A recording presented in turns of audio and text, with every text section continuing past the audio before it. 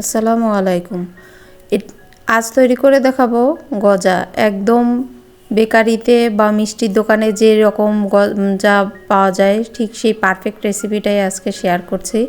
এখানে 2 কাপ নিয়ে নিচ্ছি আটা, পরিমাণ মতো লবণ, 1/4 চা চামচ নিচ্ছি বেকিং সোডা আর 1 টেবিল চামচ পরিমাণ চিনি। এবার সব শুকনো উপকরণকে একবার একটু খুব ভালোভাবে মিশিয়ে নিয়ে দিয়ে দিচ্ছি 4 টেবিল চামচ পরিমাণ সয়াবিন তেল। এখানে প্রতি 1 কাপের জন্য 2 টেবিল চামচ করে তেল লাগবে। আর এখানে চাইলে কিন্তু ঘি অথবা বাটারও ইউজ করতে পারবেন। এখন তেলটা মিশানোর পরে যখন হাত দিয়ে চেপে মোট করলে মোটটা থেকে যাবে, আবার একটু চাপ দিলে ভেঙে যাবে, ঠিক এমন একটা পর্যায় পর্যন্ত মিশিয়ে নিয়ে নর্মাল টেম্পারেচারের পানি দিয়ে এটা একটা অমসৃণ একটা ডো তৈরি করব। এটি একটু শক্ত হবে ডোটা, আবার কোনো মসৃণও হবে না। এই দেখুন, একটু জাস্ট সব আটাগুলোকে একসাথে জড়ো করতে হবে এরকম। এই যে দেখুন, এখানে এই অমসৃণ এই ডোটাকে আমি 10 মিনিটের জন্য রেস্টে দিচ্ছি। এখন এখানে শিরা তৈরি করে নিয়ে নিয়েছি 1 কাপ পরিমাণ চিনি, তার সাথে দিয়ে দিচ্ছি 1/2 কাপ পরিমাণ পানি।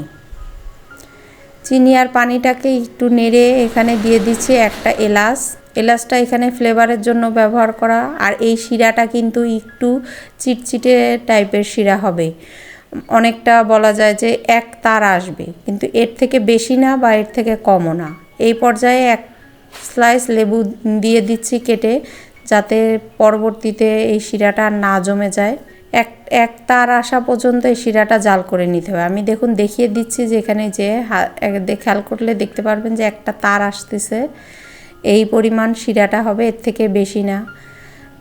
এখন এটাকে সাইডে রেখে দিচ্ছি। এবার যে আটার যেই ডোটা বানিয়ে রেখেছিলাম গজার জন্য, সেই ডোটাকে দিয়ে এখন একটু বেলে বড় করে নেব। এটা কিন্তু মথে এই ডোটাকে মসৃণ করা লাগবে না, জাস্ট এমন বেলে নিয়ে এরপরে এইভাবে 4 ভাগ করে নিচ্ছি। এখন দেখুন, একটার উপরে আরেকটা দিয়ে এভাবে করে এবার 4-5টাকে এবার ঘুরিয়ে ঘুরিয়ে একটু সিল করে দিচ্ছি, যাতে যখন বেলবো তখন যাতে এক দিক থেকে আরেক দিক এটা না নড়ে যায়। সেম একইভাবে এটাকে আমি আরেকবার করে নিচ্ছি।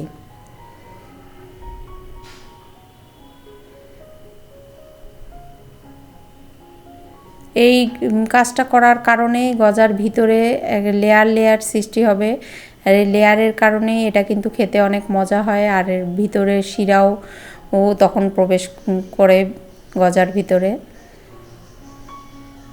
এখন এটাকে হাত দিয়ে চেপে চেপে একটা 4 কোণা শেপ করে নিচ্ছি। আমরা ঠিক 4 কোণা যে পরাটা খাই তার মতন হবে, কিন্তু এটা কিন্তু একটু মোটা রাখতে হবে। আমি এর থিকনেসটা দেখিয়ে দিব যে কি পরিমাণ মানে মোটা রাখলে এটার পারফেক্ট গজাটা হবে। দেখুন, এখন এই পর্যায়ে কেটে এখানে স্লাইস করে নিচ্ছি। এটা আপনারা চাইলে এর থেকে বড় সাইজও করতে পারেন, আবার এর থেকে ছোটও করতে পারেন। এই দেখুন, আমি দেখিয়ে দিলাম কি পরিমাণ এটা মোটা।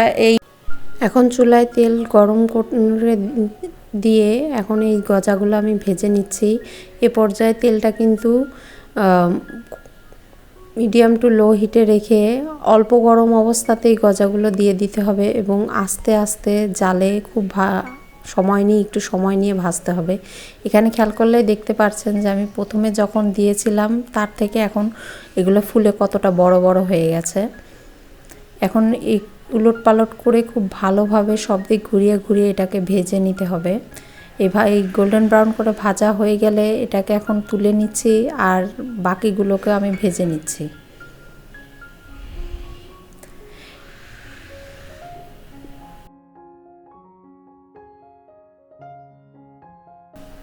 আগে যেটা আমি ভেজে রেখেছি সেটাই কিছুটা যখন ঠান্ডা হয়ে যাবে তখন এটাকে শিরায় ডুবাতে হবে। গরম অবস্থাতে কিন্তু শিরাতে দেয়া যাবে না। একটু ঠান্ডা হওয়ার পরে, আর শিরাটাও কিন্তু অনেক গরম অবস্থায় থাকা যাবে না, শিরাটা হবে কুসুম গরম সেই অবস্থায়, আর ওই গজাটাও থাকবে কুসুম গরম, সেই পর্যায়ে এটাকে ভিজাতে হবে। এটা কিন্তু খুব বেশি সময় ভিজানো যাবে না, জাস্ট 1 মিনিট 1 থেকে 1.5 মিনিট ভিজানো যাবে, তারপরে তুলে ফেলতে হবে। কারণ এটা বেশি সময় ভিজলে এটা নরম হয়ে গেলে আর খেতে ভালো লাগবে না। গজাটা কিন্তু উপরের টেক্সচার মচমচা থাকবে আর ভিতর দিয়ে নরম। এই দেখুন, এরপর আমি সব শিরার থেকে উঠিয়ে নিয়েছি। এই তো আমার তৈরি হয়ে গেছে গজা। এটা কিন্তু খেতে কিন্তু আসলে অনেক মজা হয়েছিল। আর চেষ্টা করবেন বাচ্চাদের সবসময় বাড়িতে তৈরি খাবারগুলো খাওয়ানোর।